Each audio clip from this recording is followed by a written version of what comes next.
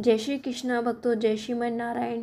कैसे हो आप सभी? आई एम श्योर ठीक हो गया। आप सभी कृष्ण भक्तों का हमारी वीडियो में स्वागत है। क्षमा करने की थोड़ी सी आवाज़ ऐसी निकल रही, तबीयत डाउन है। तो आप देख सकते हैं भक्तों, हम रोज़ाना अपने चैनल के माध्यम से अनिरुद्धाचार्य गुरुदेव के आपको दर्शन कराते हैं, इनसे मिलवाते हैं और बहुत ज़्यादा पसंद करते हैं इनको भक्त। बहुत प्यारे प्यारे कमेंट्स करते हैं, बहुत अच्छा इनको बहुत फॉलो करते हैं। हमारे देशों में नहीं, अन्य विदेशों में भी बहुत ज़्यादा इनको पसंद करते हैं। क्यों पसंद नहीं करेंगे जब इतने महान कार्य गुरुदेव करते हैं। आजकल कलयुग में बेटों को एक माँ पालनी बहुत भारी पड़ रही है और उनको लग रहा है, लेकिन ये भूल जाते हैं हमें किस तरीके से पाल पोस के माँ ने बड़ा किया। माँ 6-7 बच्चों को, 8-9 बच्चों को पाल कर बड़ा कर देती है, लेकिन उन्हीं बच्चों से एक माँ नहीं पाली जाती। गुरुदेव अपने जन्म देने वाले पेरेंट्स की तो केयर कर ही रहे हैं, उनकी तो सेवा कर ही रहे हैं, लेकिन अपने 280 माताएं जो गौरी गोपाल आश्रम में रह रही हैं, उनका भी बहुत बहुत ही ज़्यादा अच्छे से ध्यान रखते हैं। उनके खाने पीने का, उनकी दवाइयों का, उनके कपड़े पपड़े, जो भी इनका सब सामान होता है, सब चीज़ों की ध्यान रखना होता है गुरुदेव को। आते पे भी उनसे मिलकर जाते हैं और जाते पे भी उनसे मिलते हैं और उनके चरण दबाते हैं, किसी के बाल बांध देते हैं, किसी से बहुत उनको खुश करके गुरुदेव जाते हैं। 280 माताओं की सेवा गुरुदेव कर रहे हैं। तो आप भी सपोर्ट करना चाहते हो तो आप सपोर्ट कर सकते हो। आपने जो तुम्हारी जैसी श्रद्धा हो, जितनी तुम्हारी हैसियत हो, उतनी आप अपना दान पुण्य करें तो आप इस सेवा से जुड़ सकते हो। हम सबका कर्तव्य बनता है, जब गुरुदेव 280 माताओं की सेवा कर रहे हैं तो हम सबका भी कर्तव्य बनता है। देखिए, वो कर्म ध्यान रखें, जो भी कर्म करें, दान करें, अपने फल की चिंता ना करें, क्योंकि तुमने जो तुम सोच लेते हो वो कर्म नहीं होता। अगर फल की चिंता करके तुम कर्म करो, वो फल नहीं होता उसका, और वो कर्म नहीं होता। तो भगवान हमारे परमपिता परमात्मा हमारी औकात से ज़्यादा देते हैं, तो उन पे संदेश ना करें। तो आपकी जिसकी जैसी भावना हो, आप अन्नपूर्णिमा में, अन्न रसोई में भी आप दान कर सकते हो। जो हज़ारों संत रोज़ प्रसाद ग्रहण करते हैं, रोज़ प्रसाद खाते हैं, और जो भक्त जाते हैं वृंदावन, जिसको नहीं भोजन मिलता है, तो अन्न रसोई में जाकर अपना पेट भर भोजन करते हैं और अपने आत्मा को तृप्त करते हैं। और इतना ही नहीं, आप गौशाला में, हमारे सनातन धर्म में है, गौ माता को माता का दर्जा दिया गया है, क्योंकि उनका दूध हमारी माँ, जन्म देने वाली माँ के टक्कर पे है। और कभी कभी ऐसा हो जाता है, बहुत से बच्चे गाय का दूध ही पी के पले हैं और पल रहे हैं और अब भी पीते हैं, लेकिन आज की कलयुग में हमारी गौ माता दर दर भटक रही है रोटी के लिए। तो आप अगर, गुरुदेव गौशाला है गुरुदेव की, उसमें बहुत सारी गौ माता हैं, उनका ध्यान रखना होता है गुरुदेव को। आप अपने गौशाला में दान देना चाहते हो तो आप गौशाला से भी जुड़ सकते हो। सभी भक्त जिसकी जैसी श्रद्धा है, अपने ही लिए करोगे, किसी और के लिए नहीं। और हम सभी सपोर्ट करेंगे तो हो सकता है हमारे गुरुदेव और ज़्यादा तरक्की करें, और ज़्यादा उनका जो सपना है वो जल्द पूरा हो। इतना है। और दूसरी बात, हमारे हिंदू धर्म में हमारे बांदरों को हनुमान जी का रूप माना गया है, तो बांदरों की सेवा भी करते हैं, उनको चने केले खिलाते हैं, उनके बीच में बैठकर उनको अपने हाथों से बेडर के। तो देखिए, हर कोई नहीं कर सकता इतने महान कार्य, और किसी को इतना सपोर्ट नहीं मिलता, इतना इतना कुछ कृपा, मैन बात है, प्रभु की कृपा हर किसी को प्राप्त नहीं होती।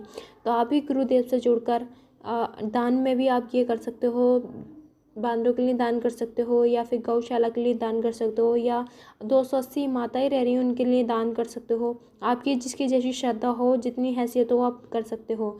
महान ये गुरुदेव इतना संतों का सम्मान भी करते हैं, भागवत कथा भी करते हैं, और भागवत कथा में इतनी रुचि है भक्तों को, उनकी सुनने में इतनी मीठी वाणी लगती है।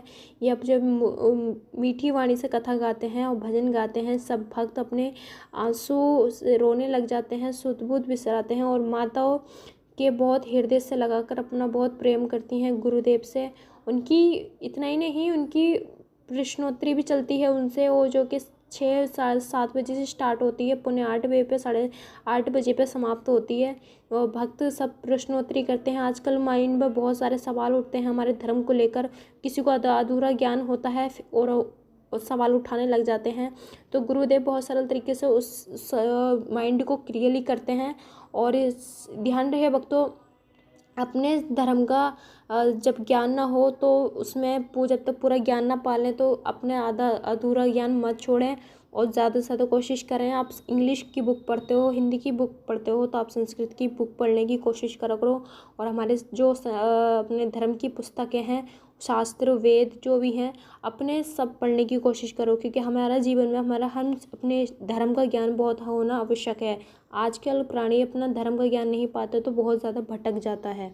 तो देखिए भक्तों, आपसे यही प्रार्थना है, अपने मन पे कंट्रोल पाना चाहते हो, अपने मन को, माइंड को अपना कंट्रोल में रखना चाहते हो, तो ज़्यादा से ज़्यादा कथा सुने, भजन करें और भक्ति करें।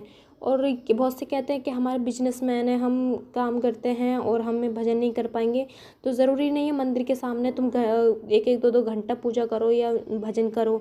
अपना ही काम अपने ऑफिस में ही अपने भजन कर सकते हो। अपना काम करते रहो, मन में नाम जप करते रहो और ध्यान अपने परमपिता परमात्मा में लगाते रहो।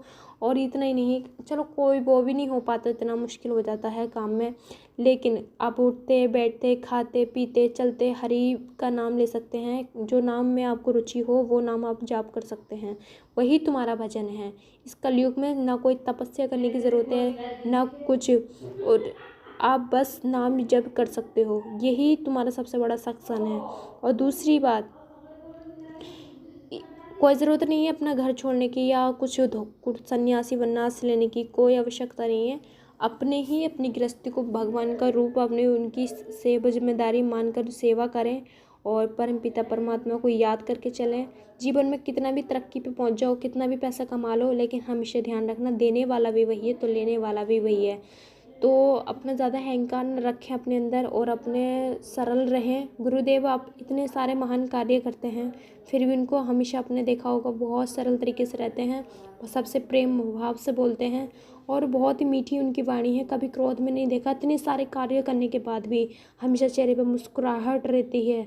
कोई आसान बात नहीं है भक्तों के इतने सारे कार्य करना। और यहाँ तक कि माइक की सबसे बड़ी बात है, हेडक है माइक पे बोलना, माइक पे क्योंकि सोशल मीडिया के माध्यम से सब में, देशों में, अन्य विदेशों में ये छाए हुए हैं। आस्था चैनल पे इनकी कथा आती है, जो टीवी से काफ़ी आस्था चैनल से करोड़ों लाखों परिवार सुनता है इनको रोज़ाना। तो मजाक बात नहीं है कि माइक पे कथा गाना या बात को क्लियरली करना, मुझसे क्या पता किस वक्त क्या निकल जाए शब्द, जान को आफत आ जाती है। सोशल मीडिया आजकल ये सोशल मीडिया की पावर है, अगर एक शब्द भी होता है तो न्यूज़ तक पहुंच जाता है सब कुछ। तो प्लीज़ आप गुरुदेव को फॉलो करते हो, प्यारे प्यारे कमेंट्स करें, जय श्री राधे राधे के लिखना ना भूलें।